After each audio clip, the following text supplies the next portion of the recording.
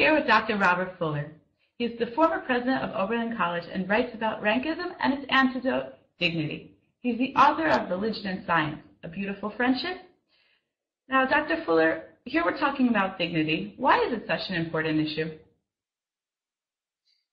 You know, dignity is actually what human beings want.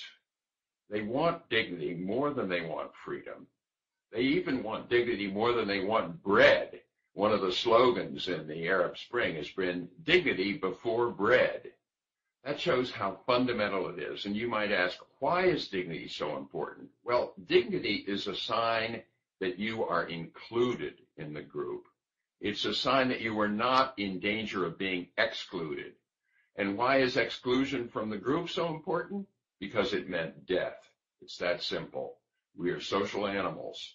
We've been around for 100,000 years or maybe 200,000 years. And in that time, our membership in the tribe is the single most important thing to our survival. Once we're ostracized, banished from the tribe, we're basically dead. So we are all super sensitive to signs of put downs, to signs of exclusion, to potential signs of banishment.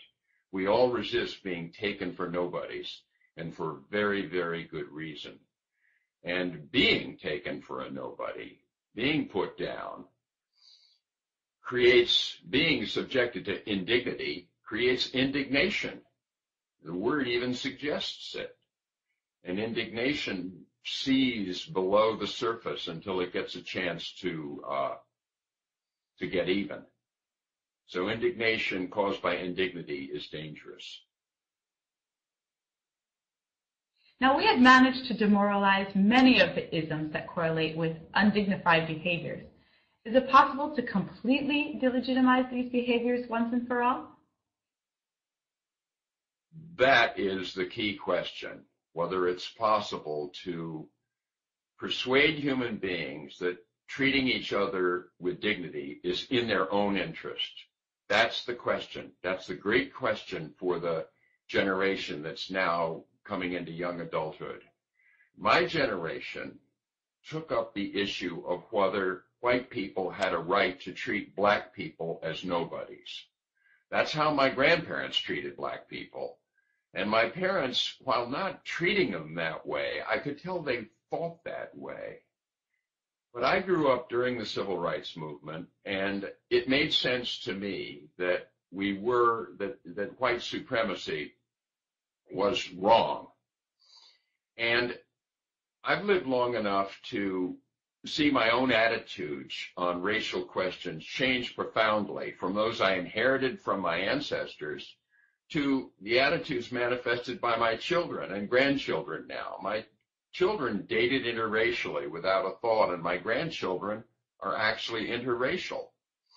So in 5 or 6 generations, you can go from taking racist attitudes for granted, never even thinking to question them, to regarding them all as quite ridiculous and beside the point.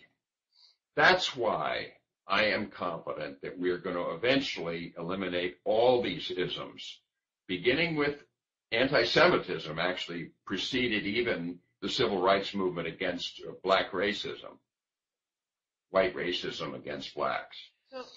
That was the first ism we dealt with anti-Semitism, then racism, then sexism, then ageism, and now ableism, which is discrimination against people with disabilities. And there are a few more isms, and what I've been trying to do is to see what all of them have in common.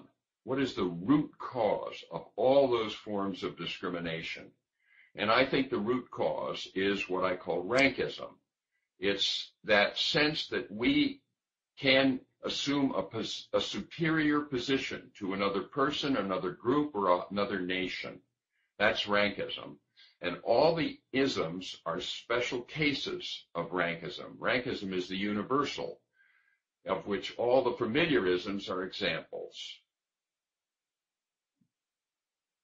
So in this case, you must feel that there must be a correlation between dignity and equality for all, right? Is it the same thing? Yes. I mean, dignity, equality is, is a somewhat ambiguous word. Dignity, much less so. Dignity means to be included. It doesn't mean you have equal rank with the president or the vice president. It means you're included and your contribution is respected.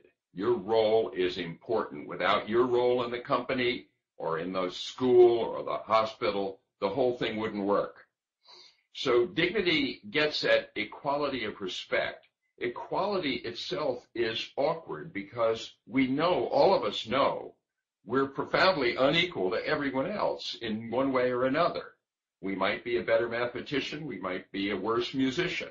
We might be a better bowler. We might be a worse basketball player. We might be more attractive or less. There are great variations in human abilities and talents. And that's why I don't use the word equality, because it kind of sounds like it's trying to force a sameness on everyone. But if you're talking about equality of rights, human rights, yes, absolutely, those are equal. That's really largely what we mean by equal dignity. Wow, amazing. This has been Dr. Robert Fuller with Askimo TV.